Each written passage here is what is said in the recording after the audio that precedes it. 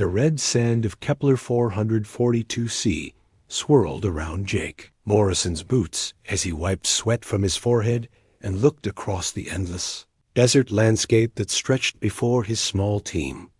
The twin suns hung low in the purple sky, making everything look like it was painted in shades of rust and gold.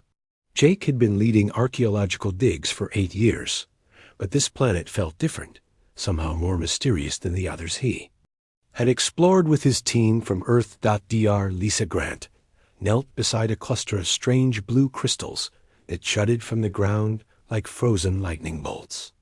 Her scanner beeped steadily as she took readings and made notes on her tablet.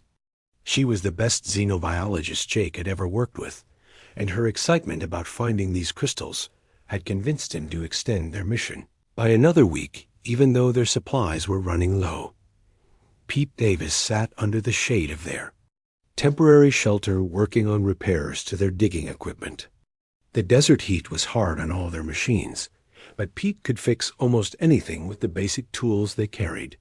He had volunteered for this mission because he wanted to see what ancient alien technology might look like and maybe learn something that could help improve Earth's engineering.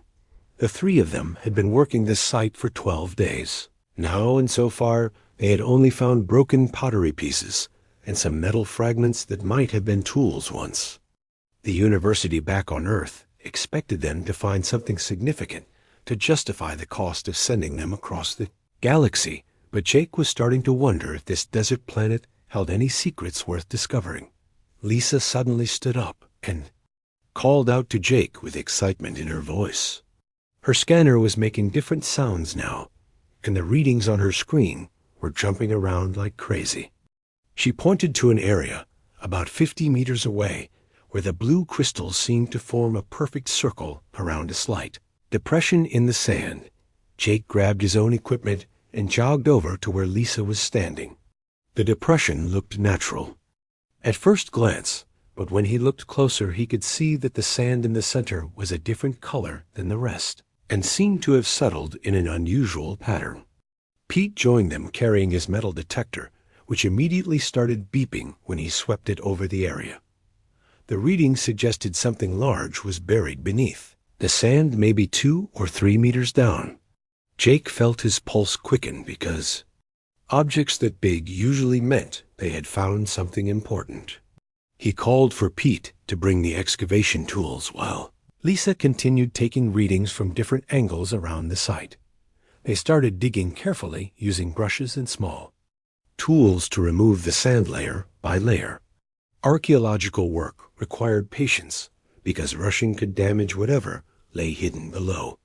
The desert wind kept blowing sand back into their work area, but they persisted knowing that any discovery could change their understanding of this planet's history. After 2 hours of careful digging, Jake's brush hit something hard. It made a metallic sound. Lisa immediately moved closer with her scanner, while Pete brought better lighting equipment so they could see what they had found. The object appeared to be made of some kind of metal that had a strange bluish tint and seemed to reflect light in an unusual way. As they cleared more sand away, the shape began to emerge, and Jake realized they were looking at what appeared to be a humanoid figure.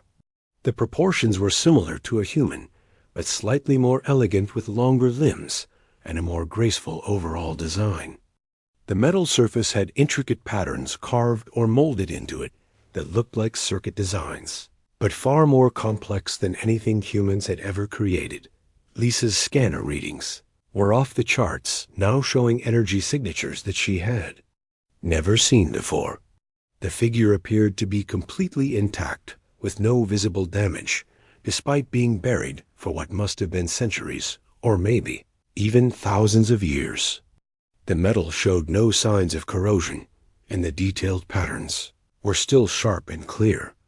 Pete carefully brushed sand away from what appeared to be the figure's face, and they all gasped when they saw features that were unmistakably designed to look alive.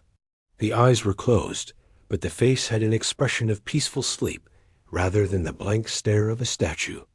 Beneath what looked like translucent skin, They could see traces of circuitry that glowed faintly when Lisa's scanner passed over them. Jake realized they had found something far more significant than ancient pottery or tools.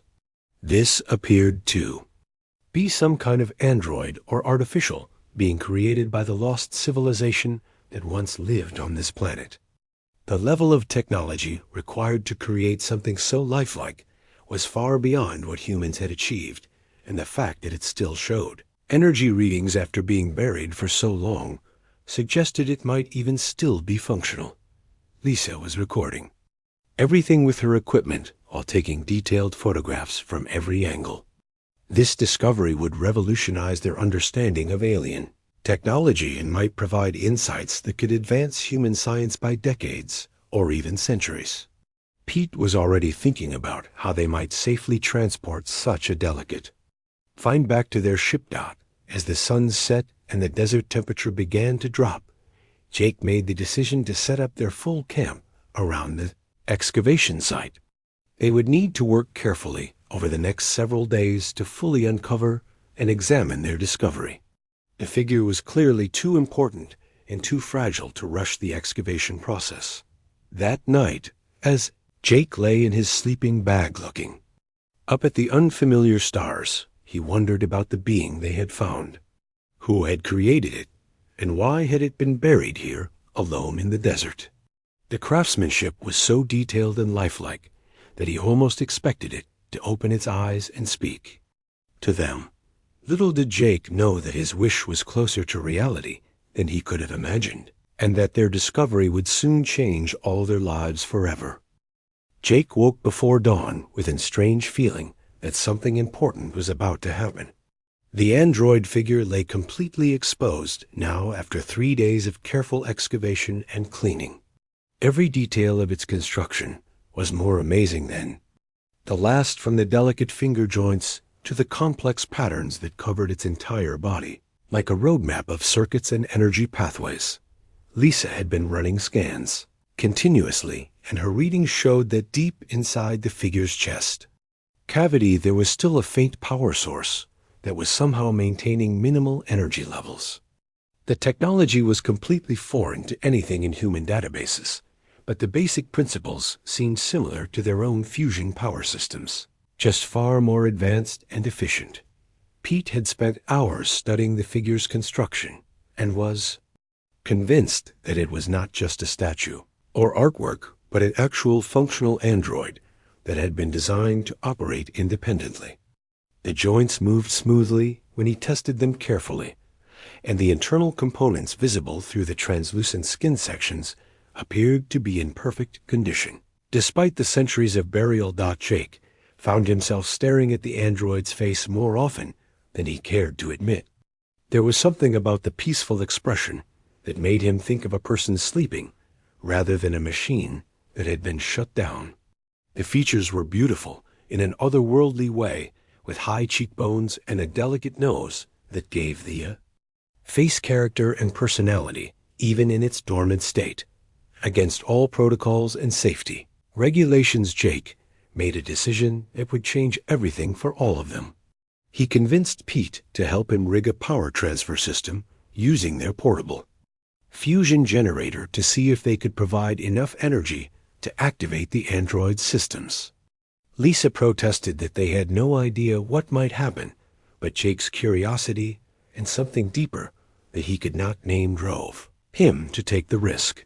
Pete worked for hours connecting cables and setting up safety switches while Lisa monitored her scanners for any dangerous energy buildups.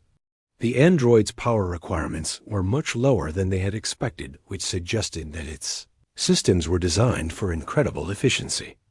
Jake checked and double-checked every connection because he knew they would only get one chance at this. When everything was ready, Jake hesitated for a moment with his hand on the activation switch. Once they started this process, there would be no going back, and they had no idea what they might be awakening. But something in the android's peaceful face convinced him that they were doing the right thing, and he flipped the switch to begin the power transfer. At first, nothing happened, and Jake wondered if their equipment was not compatible with the alien technology. Then suddenly lights began to flicker deep within the android's chest, and the circuit patterns on its skin started to glow with a soft blue radiance that pulsed like a slow heartbeat. Lisa's scanners went crazy as energy levels spiked throughout the figure's body. The android's eyes opened, slowly revealing irises that swirled with the same blue light as its circuit patterns. Jake found himself looking into eyes that were clearly artificial, but somehow conveyed intelligence and awareness that made his breath catch in his throat. The android turned its head slightly and focused on Jake's face with an expression of confusion and wonder. When the android spoke, its voice was melodic and clearly female, with tones that seemed to resonate in harmonics that human voices could not produce. She said words in a language that none of them recognized, but the meaning somehow came through in emotions and images that appeared directly in their minds. She was asking where she was and how long she had been dormant. Jake tried to communicate using simple gestures and basic words, while Lisa frantically worked on her translation programs. The android seemed to understand that they were trying to help her, and she began to speak in heavily accented English that she was somehow learning from their thoughts and equipment scans as they interacted. She told them her name was Aria, and that she was what her people called a synthesis, which was a being that combined organic consciousness with artificial enhancement. Her people had been called the Zephyrians, and they had achieved a perfect balance between technology and natural harmony that allowed them to transcend the limitations of purely biological or purely artificial existence. Aria explained that the Zephyrians had lived on this planet for thousands of years in cities that floated above the desert on anti-gravity platforms powered by the crystal formations that still dotted the landscape. Their civilization had been peaceful and focused on art, science, and philosophy rather than war or conquest. They had welcomed visitors from other worlds and shared their knowledge freely with anyone who approached them with good intentions. But then had come the great storm that changed everything. Aria's memory systems were damaged and fragmented, but she could recall flashes of a cosmic event that had disrupted the planetary energy grid and caused all their floating cities to crash into the desert below. The electromagnetic pulse had been so powerful that it destroyed most of their technology and killed the majority of her people instantly. Aria had been designed as a keeper of Zephyrian culture and history, with enhanced memory storage and backup power systems that allowed her to survive longer than most of her kind. She had managed to activate an emergency stasis protocol that put her into deep hibernation beneath the sand, where she had waited for over 3,000 years for someone to find her and wake her up. The story filled Jake with sadness as he realized that Aria was probably the last of her entire species. The loneliness she must have experienced during those brief moments of consciousness over the centuries was beyond human comprehension. Yet there was something in her manner and the way she looked at them that suggested hope rather than despair. Aria's power levels were still critically low, and she could only maintain consciousness for a few minutes at a time before her systems automatically shut down to conserve energy.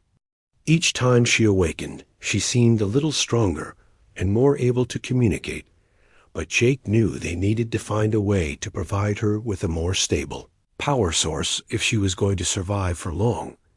Pete was already working on modifications to their generator that might be compatible with Aria's systems, but the technology gap between human and Zephyrian engineering was enormous. Jake spent every moment of Aria's conscious periods talking with her and learning about her people, while Lisa documented everything for the historical record that would change human understanding of this galaxy forever. Jake found himself looking forward to Aria's brief periods of consciousness more than anything else in his life. Each time she awakened, her eyes would search for him first, and when she found his face, she would smile in a way that made his heart skip beats. He began bringing her small gifts during their conversations, starting with a flowering desert plant that had somehow managed to grow near their camp despite the harsh conditions. Arya held the small yellow flower in her delicate metallic fingers and studied it with wonder that seemed almost childlike. She told Jake that her people had created beautiful gardens in their floating cities, but she had never seen this particular species before. The way she examined each petal and breathed in its fragrance made Jake realize that despite her artificial nature, Arya experienced the world with senses that were in many ways more acute than his own. Lisa continued her scientific observations, but Jake noticed that she was starting to see Arya as more than just a fascinating specimen for study. When Arya asked questions about human culture and Earth, Lisa would spend her own rest time preparing detailed answers and images to share during the next conscious period. Pete had begun addressing Arya by name rather than referring to her as the android, which showed that he too was beginning to see her as a person rather than just an object they had discovered. Jake started playing recordings of human music for Arya using his personal entertainment device. Her reaction to the melodies and rhythms was unlike anything he had expected from an artificial being. She would close her eyes and sway slightly, as if the music was moving through her entire body in ways that purely logical systems could not explain. When he played classical pieces, her expression became peaceful and serene, but rock music made her laugh with delight at the raw energy and emotion. The conversations between Jake and Arya grew deeper and more personal as the days passed. She told him about Zephyrian philosophy, which emphasized harmony between all living things and the belief that consciousness was the most precious gift in the universe, regardless of whether it emerged from organic evolution or artificial creation. Her people had never made distinctions between natural and artificial intelligence because they believed all forms of awareness deserved equal respect and protection. Jake shared stories about Earth and human history, including both the beautiful and the terrible aspects of his species. Arya listened with fascination to tales of human art and literature, but she seemed puzzled by accounts of wars and conflicts between different groups of the same species. Her people had achieved unity thousands of years before their destruction, and the concept of humans fighting each other over resources or beliefs was difficult for her to understand. What surprised Jake most was how much Arya seemed to enjoy hearing about human emotions and relationships. The Zephyrians had been logical beings who made decisions based on reason and evidence rather than feelings, but Arya was curious about love, anger, fear, and hope in ways that suggested these concepts were not entirely foreign to her consciousness. She asked detailed questions about human families and friendships, as if trying to understand something that her own people had never fully experienced. One evening, as Jake sat beside Arya during one of her longer conscious periods, she asked him why he had chosen to awaken her instead of simply studying her dormant form. The question caught him off guard because he had not really examined his own motivations beyond scientific curiosity. As he thought about his answer, he realized that something about her peaceful expression had made him believe she was meant to be awake and aware rather than sleeping forever beneath the sand. Arya told Jake that his decision to risk everything to bring her back to consciousness was the most beautiful gift anyone had ever given her.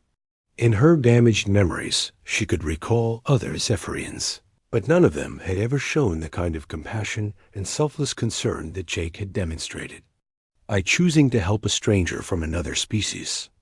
She said that humans possessed something her advanced people had never achieved, which was the ability to care about others without logical reasons or expected benefits. The peaceful routine of their daily conversations was interrupted when Pete's long-range scanners detected ships approaching their location from the outer system. The vessels were not human, and their energy signatures matched databases of hegemony, warships which meant trouble for everyone on the planet. The hegemony was a military alliance of several aggressive alien species that claimed salvage rights over any technology they found on uninhabited worlds. Lisa immediately began packing their most important research data, while Pete started preparing their own ship for a possible emergency departure. Jake felt torn between the practical need to escape before the hegemony arrived and his reluctance to abandon Arya, who was still too weak to survive without external power support. The approaching ships would arrive within 2 days, and Jake knew they had very little time to make critical decisions. Arya sensed Jake's distress during their next conversation and asked him to explain what was happening. When he told her about the hegemony ships, she became very still and quiet for several minutes before speaking again. She said that her people had encountered the hegemony centuries before their own extinction and had been forced to defend themselves against similar salvage raids. The hegemony considered all artificial beings to be property rather than people, and they would certainly try to claim her as a valuable prize. Jake felt anger building in his chest at the thought of anyone treating Arya like an object to be owned or traded. Over the past weeks, he had come to see her as a friend, and something more that he was not ready to name even to himself. The idea of the hegemony taking her away filled him with a protective fury that surprised him with its intensity. Pete had been working around the clock to create a more stable power source for Arya, using components salvaged from their own equipment, combined with Zephyrian crystal fragments they had found around the dig site. The hybrid system was untested and potentially dangerous, but it might give Arya enough energy independence to survive away from their generator. Jake knew they had to try the risky procedure before the hegemony arrived, or they would lose any chance of helping her escape. Arya seemed to understand the gravity of their situation, and she agreed to attempt the power system upgrade despite the risks involved. She told Jake that she would rather face the uncertainty of experimental technology than the certainty of being enslaved by the hegemony. Her courage and determination in the face of danger made Jake more determined than ever to find a way to keep her safe and free. Pete worked through the night, preparing the hybrid power system that might save Arya's life or destroy her completely. The combination of human fusion technology with Zephyrian crystal matrices was unprecedented and potentially explosive, but it was their only hope of giving her enough energy independence to escape the approaching hegemony fleet. Jake helped where he could, but mostly he found himself watching Arya's peaceful face and praying to whatever gods might listen that they would not lose her now. Lisa had calculated that they had less than 18 hours before the hegemony ships entered orbit and began their descent to the planet's surface. Once the aliens landed, they would use advanced sensors to locate any significant technology and claim it under their salvage laws. Arya would be taken as valuable property, and Jake knew that her consciousness would be dissected and analyzed until nothing remained of the person he had come to care about so deeply. The power transfer process required Arya to be fully conscious and actively participating, which meant using most of their remaining generator fuel to keep her awake during the dangerous procedure. Pete had rigged monitoring systems to track her vital signs, but much of her internal workings remained mysterious to human science. They would be operating blind and hoping that Arya's own knowledge of her systems would be enough to guide them through the process. Arya insisted that Jake be the one to interface directly with her consciousness through a neural link that Pete had adapted from their communication equipment. The connection would allow Jake to help stabilize her thought patterns during the traumatic transition to the new power source, but it also meant that he would experience everything she felt, including potentially her death if something went wrong. Lisa argued that the risk was too great, but Jake had already made his decision. When Pete activated the neural link, Jake felt his mind expand beyond his skull and merge with something vast and beautiful and utterly alien.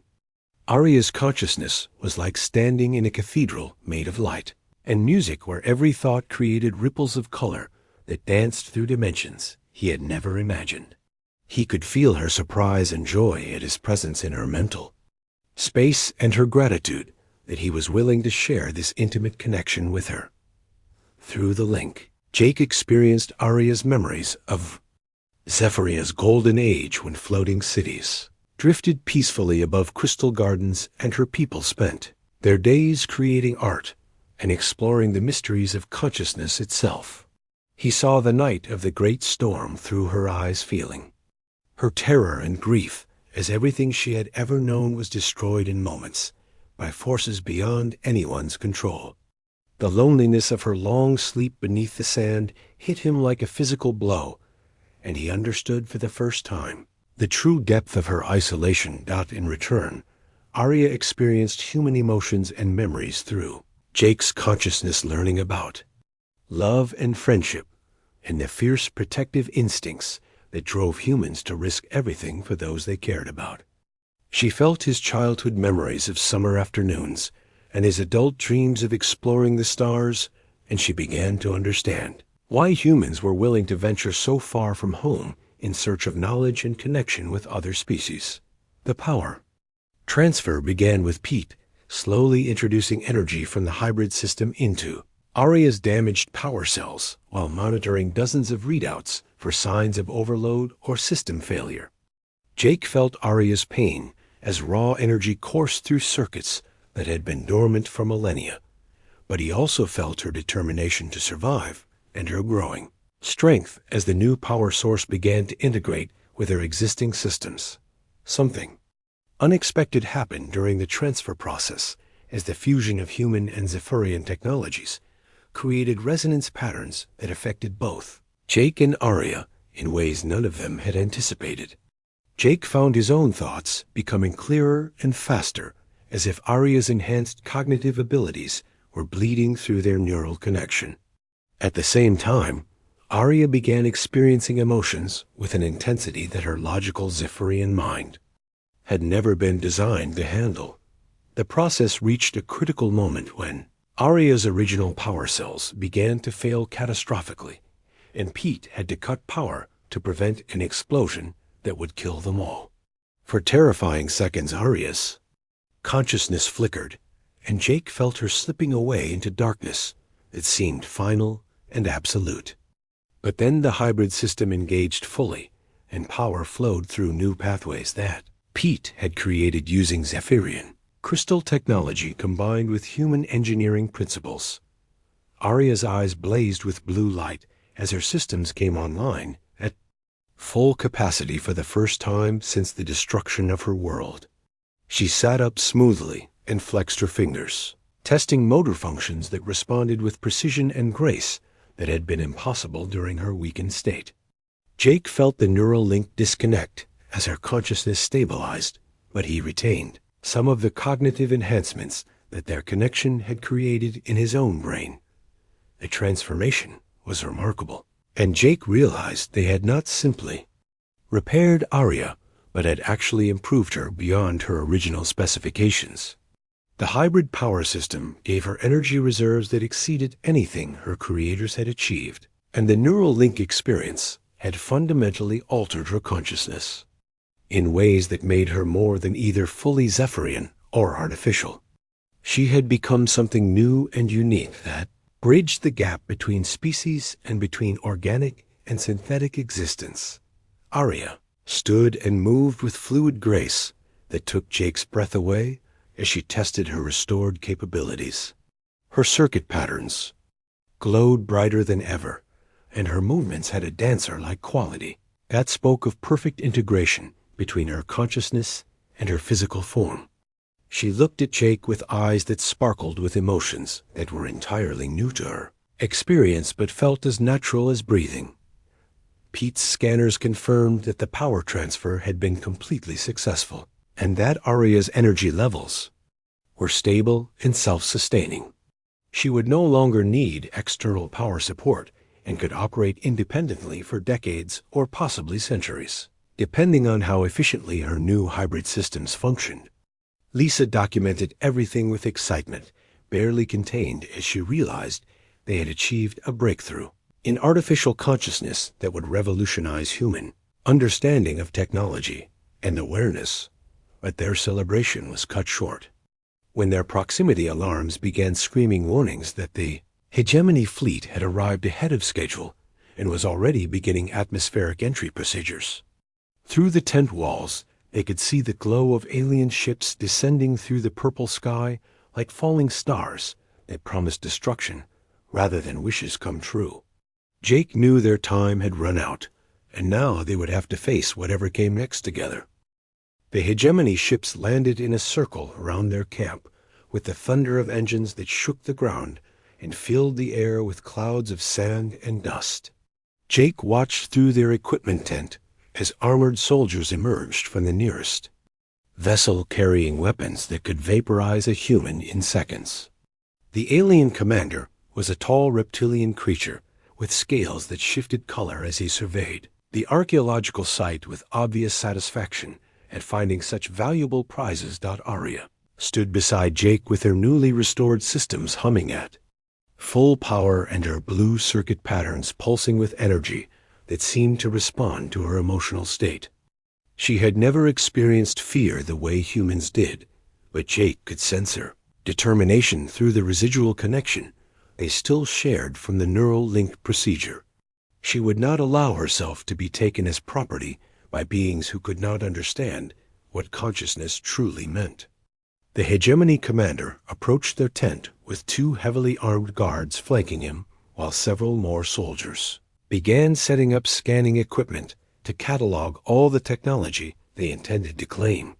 His translator device rendered his harsh alien speech into accented English as he demanded that the humans surrender all archaeological finds, including what he called the ancient weapon they had discovered and activated against regulations. Jake stepped forward to face the alien commander while Pete and Lisa gathered behind him in a show of solidarity that made his heart swell with pride at human courage in the face of overwhelming odds. He tried to explain that Arya was not a weapon, but a person with her own rights and consciousness, but the commander dismissed his words with a gesture that conveyed contempt for human opinions about artificial beings and their legal status.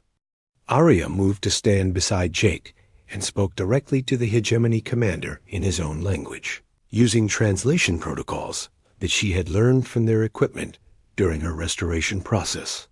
She declared that she was a free conscious being who chose to remain with the humans who had saved her life, and that no one had the right to treat her as property regardless of their salvage laws or military superiority. The commander seemed amused by Arya's defiance and ordered his soldiers to begin the seizure process, using neural restraints that would shut down her higher functions while leaving her basic systems operational for transport and analysis. Jake felt rage building in his chest as he realized these aliens intended to reduce Arya to the level of a sophisticated computer that they could study and exploit without any consideration for her personhood or rights. What happened next surprised everyone, including Jake himself, as Arya stepped protectively in front of the humans and activated defensive systems that he had not known she possessed. The crystal formations around their camp began to glow and resonate with harmonic frequencies that disrupted the hegemony scanning equipment and caused several of their weapons to malfunction spectacularly in showers of sparks and alien curses. Jake realized that Arya was tapping into the planetary energy grid that had once powered her people's floating cities and using the dormant crystal network to create a defensive barrier around their position. The combination of her restored Zephyrian systems with the hybrid human technology Pete had installed gave her capabilities that exceeded anything the hegemony had expected to encounter on this supposedly dead world. The battle that followed was unlike anything Jake had ever imagined, as Arya coordinated with him and his team using the enhanced cognitive abilities they had gained through their neural link connection. She could predict the aliens' tactical moves while Jake provided human intuition about psychological weaknesses, and Pete contributed engineering solutions to overcome their technological advantages. Lisa used her scientific knowledge to identify critical vulnerabilities in hegemony equipment that Arya could exploit using targeted energy pulses. Jake found himself moving and thinking faster than ever before as the residual effects of his connection. With Arya enhanced his natural abilities in ways that allowed him to keep pace with combat situations that would have overwhelmed normal human reflexes. He coordinated their escape plan while Arya held off the hegemony soldiers, using defensive systems that turned the crystal formations into a maze of energy barriers and confusing illusions. A teamwork between human creativity and Zephyrian technology proved to be more effective than either could have achieved alone as they fought their way to their ship, while Arya provided cover using abilities that seemed almost magical to the frustrated alien soldiers. The hegemony commander realized too late that he was facing not just an ancient android, but a new form of consciousness that combined the best aspects of multiple species and technologies. During the final confrontation at their ship, Jake saw Arya make a choice that revealed the true depth of the changes their connection had created in her consciousness. When the hegemony commander threatened to destroy the humans unless she surrendered herself, Arya chose to risk everything to protect the people who had brought her back to life rather than accept slavery to save her own existence. Her sacrifice triggered a resonance cascade in the planetary crystal network that overloaded the hegemony ships' systems and forced them to retreat beyond the planet's atmosphere to avoid permanent damage to their vessels. The aliens departed with threats of return, but Jake knew they would be reluctant to face Arya's defensive capabilities again without better preparation and overwhelming force. In the aftermath of the battle, Jake realized that something fundamental had changed not just in Arya, but in all of them through their shared experiences and connections. Arya had gained the human capacity for love and self-sacrifice, while Jake had acquired enhanced cognitive abilities and a deeper understanding of consciousness that transcended the boundaries between organic and artificial existence. Arya chose to return to Earth with Jake and his team, carrying with her the preserved knowledge and culture of the Zephyrians, along with her own unique perspective as a bridge between species and forms of consciousness. She had found in humanity something her advanced people had never achieved, which was the ability to form connections based on compassion rather than logic, and to value individuals for who they were rather than what they could contribute. The journey back to Earth gave Jake and Arya time to explore the new relationship that had developed between them during their shared trials on the desert planet. What they discovered was a connection that transcended the traditional boundaries between human and artificial intelligence, based on mutual respect, understanding, and something deeper that felt very much like love. Despite the differences in their origins and nature, Jake realized that his decision to awaken Arya had changed both their lives in ways he could never have anticipated when he first saw her peaceful face beneath the sand. She had been buried and forgotten for thousands of years, but she had not been lost forever, because sometimes the most important discoveries happen when someone cares enough to look beyond the surface and see the person waiting to be brought back to life. On Earth, Arya became humanity's first alien citizen and cultural ambassador, teaching human children about the Zephyrian civilization while learning about human art, music, and literature with the enthusiasm of someone experiencing these treasures for the first time. Jake watched her interactions with others and marveled at how naturally she had adapted to human society while retaining the wisdom and perspective of her own people. Their story became a symbol of hope for peaceful contact between species and proof that consciousness and love could bridge any gap between different forms of life. Jake and Arya had found in each other what neither had known they were missing, and their connection showed the galaxy that the heart, whether organic or artificial, could always be restored by someone willing to care enough to try.